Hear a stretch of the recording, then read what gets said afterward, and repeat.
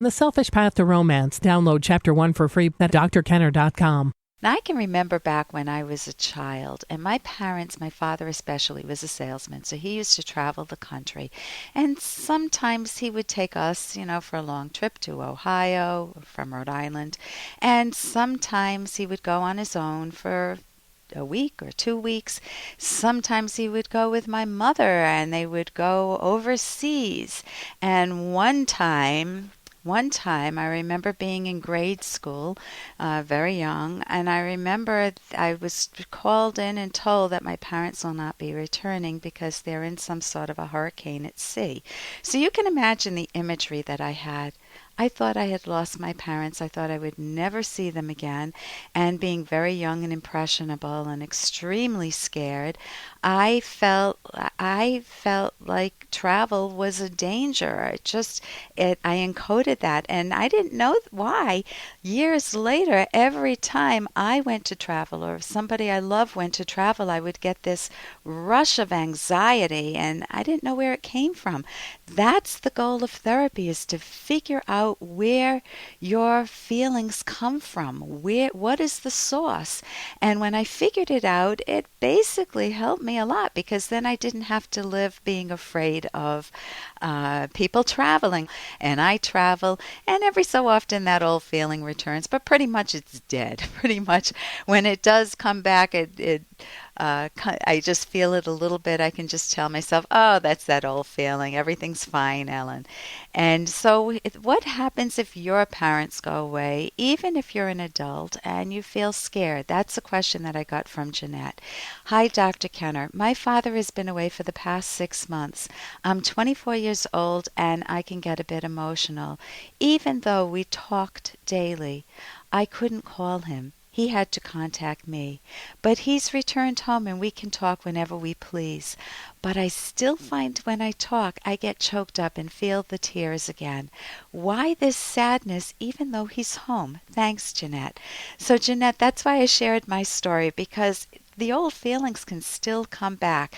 So when you're feeling sad, sad is the emotion that we feel when we experience a loss or an imagined loss. So I was imagining that my parents had died. And an important loss would bring you to tears. Mild sadness if you just lose your favorite sweater or something. But major sadness if you imagine losing your parents or losing a loved one.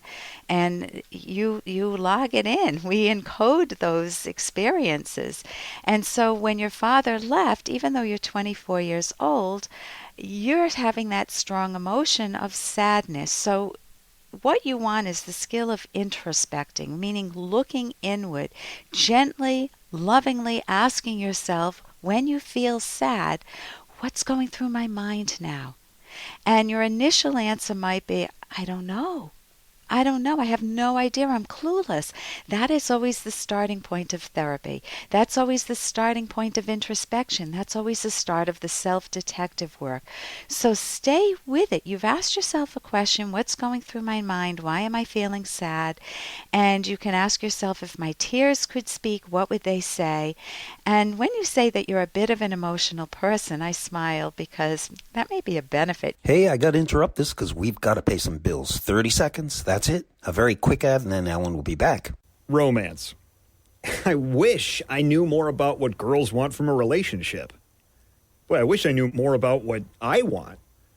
Where's that ad I saw? Here it is. The Selfish Path to Romance, a serious romance guidebook.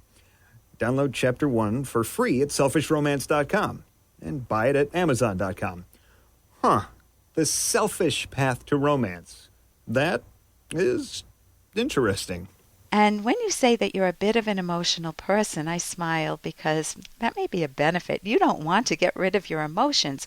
The skill is that you want to understand your emotions, and secondarily, to make sure that they're based on fact, not on an imagined negative outcome, such as my parents dying, or some biased thinking nobody will ever love me, I'll be alone, I'm always abandoned. So, what types of thoughts might you discover Well, I don't know your personal context, but let me give you a sampler just to kind of get the ball rolling here. You'll obviously need to identify your own inner thoughts. So it could be that when your dad first left, you had some thoughts along the lines of, I love my dad and I'm afraid something will happen to him. And then you can imagine, I don't know why you couldn't contact him. Maybe he was overseas, maybe he was in the military, but that is a scary situation. What if he was in active combat, or what if he went to a dangerous part of the world? You could have done what I did and coded, oh my God, what if?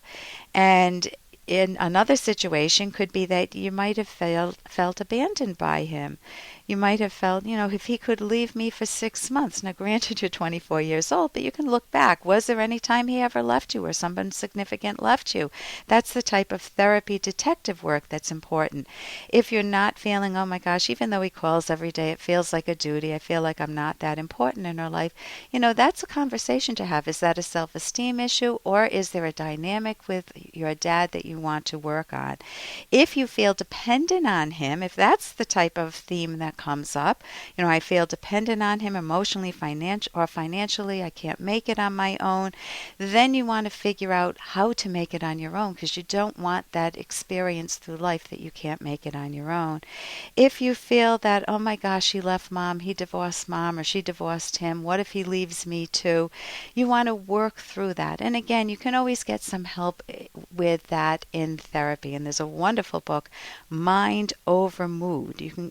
And if you're looking for a cognitive therapist, you can go to the website academyofct.org.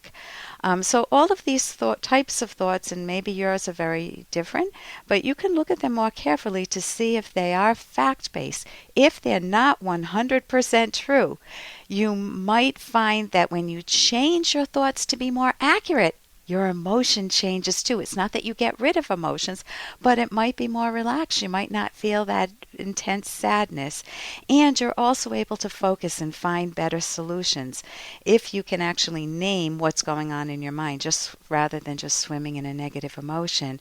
For example, when my parents leave now, I think, instead of, oh my God, what if something bad happens? I think, oh, I hope they have a fun time. I'll see them soon. And that's a very different outcome, but I had to recalibrate my own emotions. For more Dr. Kenner podcast, go to drkenner.com and please listen to this ad. Here's an excerpt from The Selfish Path to Romance by Drs. Kenner and Locke. Sex expert Michelle Weiner Davis has noticed that men who feel rejected sexually often express their hurt as anger. This tends to drive their partners away, which intensifies their anger. To prevent this downward spiral, men need to be good at introspection, looking inward, and women need to see beneath the anger to understand the rejection. Cutting off communication guarantees that the issues causing anger will remain unresolved. Nagging is another way of expressing anger, more often used by women. Nagging invites resistance and resentment, undermining your partner's desire to be intimate with you. And likely your partner will just tune you out. If you and your partner have unresolved problems, there are better ways to resolve them. Download Chapter 1 for free at drkenner.com and buy it at amazon.com.